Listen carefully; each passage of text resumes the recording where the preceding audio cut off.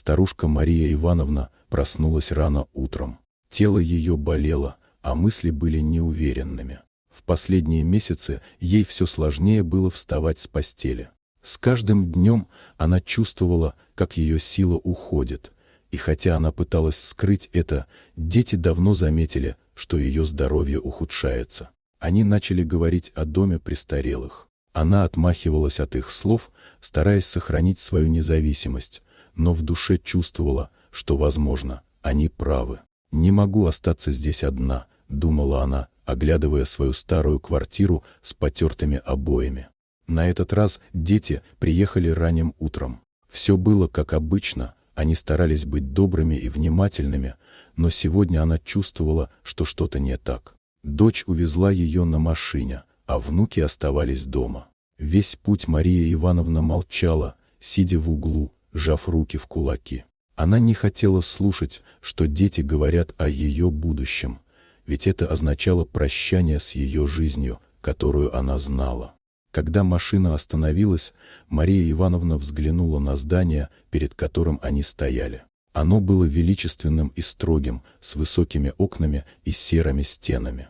И тут ее охватил страх: вот она, старость, и никто меня не ждет. Внутри ее сердце затрепетало. Это было место, где стариков забывают. «Подождите», — произнесла дочь, помогая ей выйти из машины. «Мы кое-что вам покажем». Мария Ивановна с недоумением следовала за ними. Но когда дверь открылась, и она шагнула на землю, перед ее глазами открылся совсем другой мир. Там, где она ожидала увидеть безликое учреждение, стоял уютный дом с белыми стенами и зеленым садом. Вокруг цветущие кусты и деревья, а на веранде ее внуки бегали и играли в мяч. Мария Ивановна замерла, не веря своим глазам. «Что это?» — воскликнула она, не в силах понять, что происходит. «Мама», — сказала дочь, обняв ее, — «это твой новый дом. Мы решили, что ты будешь жить рядом с нами. Ты не одна. Мы будем рядом, и внуки всегда смогут играть с тобой». Слова дочери не сразу дошли до ее сердца. Она стояла, ошарашенная, и не могла поверить в происходящее. Это было настолько неожиданно, что она просто не знала, как реагировать. Все, о чем она думала до этого, это прощание с домом, прощание с прежней жизнью. Но вместо этого ее ждали не стены учреждения, а домашний уют, запах свежеиспеченного хлеба и голоса детей, которые смеялись рядом. «Мы хотели, чтобы ты была рядом», — сказал сын, подходя к ней с улыбкой. «Ты больше не одна. Тут всегда будут дети, внуки и мы». Мария Ивановна пыталась удержать слезы, но они все равно прорвались. Она не могла сдержать бурю эмоций, которые заполнили ее.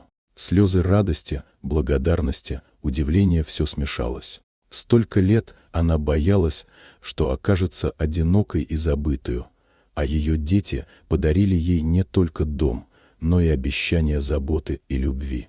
Внутри нового дома было так тепло. Внуки, завалившие ее подарками и игрушками, вскоре устроили ей маленькое представление с песнями и стихами. Мария Ивановна не могла поверить, что этот мир существует для нее. Вся ее жизнь теперь обрела новый смысл, и в этот момент она поняла, что старость — это не конец, а продолжение жизни, полной любви и заботы.